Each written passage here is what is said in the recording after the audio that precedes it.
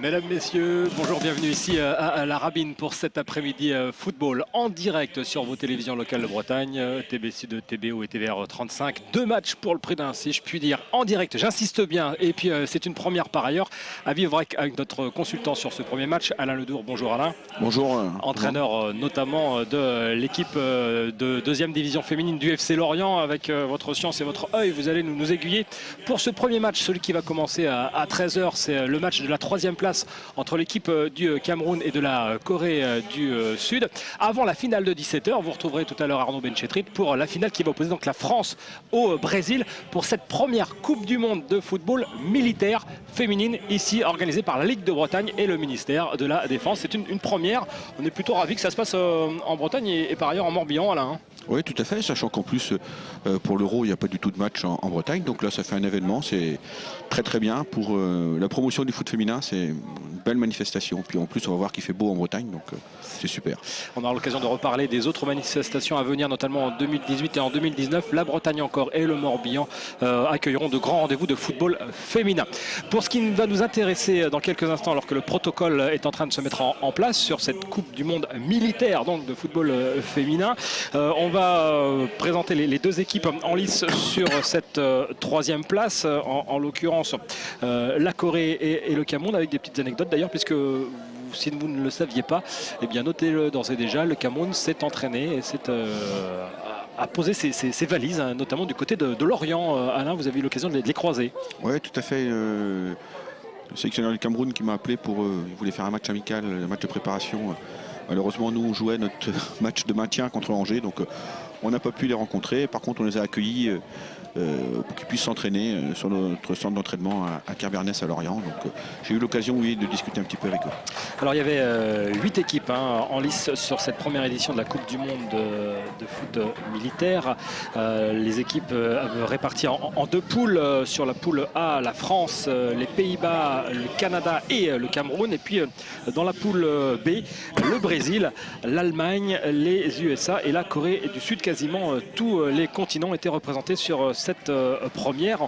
On évoquera tout à l'heure le parcours des équipes respectives. Notez que les demi-finales opposaient l'Europe à l'Asie et l'Amérique à l'Afrique par ailleurs. Donc une belle représentativité, puisque ces demi-finales opposaient le Brésil qui a battu le Cameroun 1-0 et donc la France qui a dominé la Corée sur le score de 3-2. Les Françaises dont Arnaud Benchetrit vous narrera les aventures tout à l'heure avec Marlène Bouedek, sa consultante, tandis que Claudia Caratori sera sur la pelouse donc sur le coup de 16h45, 17h pour assister à cette finale donc de la première Coupe du Monde militaire de football qu'on est ravis de vous retransmettre en direct. J'insiste donc sur vos 3 télévisions locales de Bretagne. Pour ce qui nous intéresse, nous, ce match de 13 h, on va s'intéresser au parcours des deux équipes avec, commençons par l'équipe du Cameroun qu'on évoquait à l'instant avec Alain Ledour dans ce groupe A qui comprenait donc la France, les Pays-Bas, le Canada. L'équipe du Cameroun qui va faire 2 victoires et une défaite dans les matchs de poule. Elle commence bien, l'équipe du Cameroun, avec une victoire à 3-0 sur le Canada.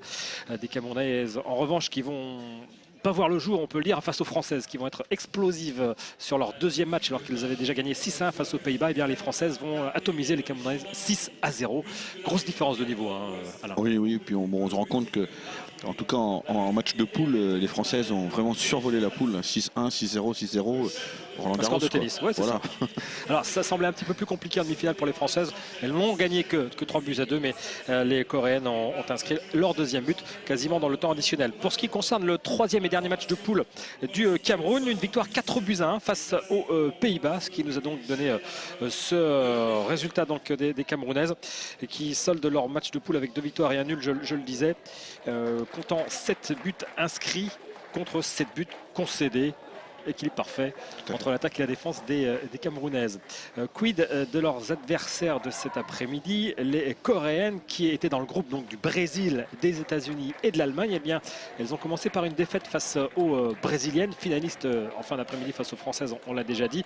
Défaite 1-0. Elles se reprennent très fort, les Coréennes, en battant les États-Unis sur le score de 4-1. Et enfin, elles accèdent aux demi-finales grâce à un nouveau succès sans appel de 5 5-1 face aux Allemandes.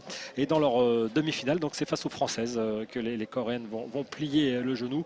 3-2 et concéder donc la défaite et ne disputer que ce match de la petite finale entre la Corée et le Cameroun. C'est la 3e place sur le podium qui va se jouer cet après-midi.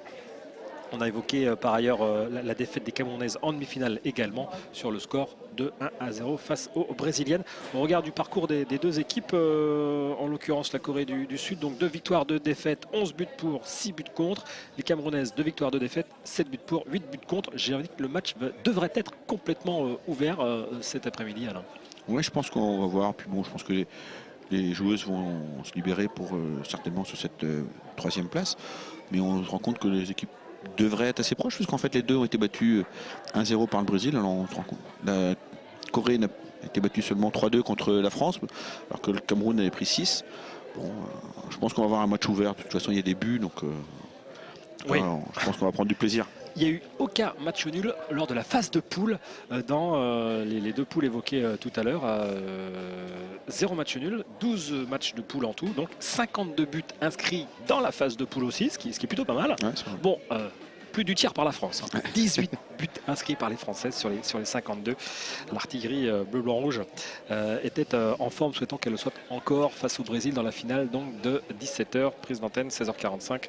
On le dit tout à l'heure. Nous, on attend que le protocole se poursuive alors que les 2 formations, tout du moins les remplaçantes, font leur entrée sur cette magnifique pelouse de la Rabine. Alors ça sonne un peu creux sur le coup de 13h parce que en Morbihan, quand il fait beau, c'est terrasse, apéro, repas, sieste, plage et après on vient au match.